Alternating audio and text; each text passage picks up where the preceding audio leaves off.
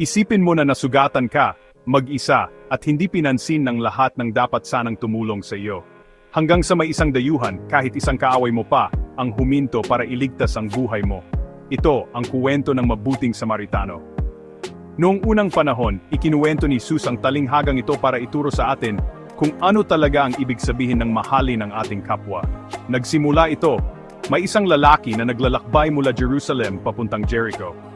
Delikado ang daan na iyon, paikot-ikot sa mabatong kabundukan at makikitid na lambak.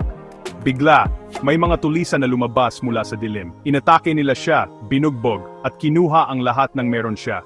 Iniwan nila siyang halos patay na sa gilid ng daan, durog at duguan. Nakahiga lang doon ang lalaki, hindi makakilos, hindi makatawag ng tulong. Naghihintay siya, umaasa na may dumating, isang pari ang naglalakad sa parehong daan. Siya ay isang pinuno ng relihiyon, isang taong nagtuturo sa mga tao tungkol sa pag-ibig ng Diyos. Nakita niya ang nasugatang lalaki na nakahiga doon. Pero sa halip na huminto, lumipat siya sa kabilang gilid ng daan. Nagpatuloy siya sa paglalakad, iniiwan ang lalaki na mag-isa sa kanyang pagdurusa. Ayaw niyang masangkot. Pagkatapos, dumating ang isang Levita, isang taong naglilingkod sa templo. Lumapit siya, tiningnan ang sugatang lalaki. Pero siya rin ay dumaan ng hindi tumutulong. Pagkatapos, dumating ang isang Samaritano. Ang mga Judyo at Samaritano ay magkaaway. Inaasahan ng mga tao na dadaan lang siya.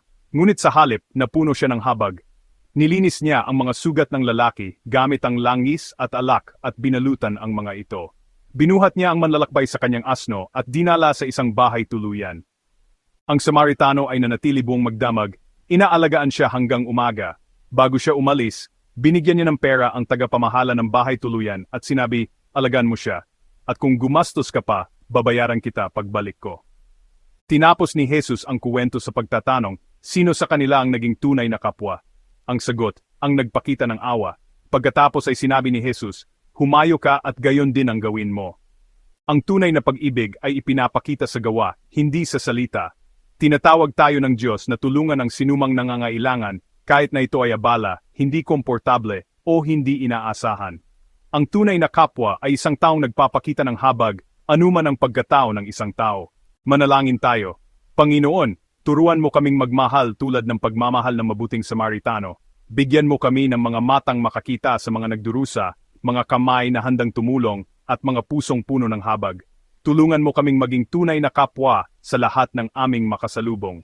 Amen. Salamat sa panonood. Mag-subscribe, mag-like, at ibahagi para sa mas marami pang nakaka-inspire na kuwento sa Biblia. Naway gabayan ng pag-ibig ng Diyos ang iyong mga hakbang ngayon.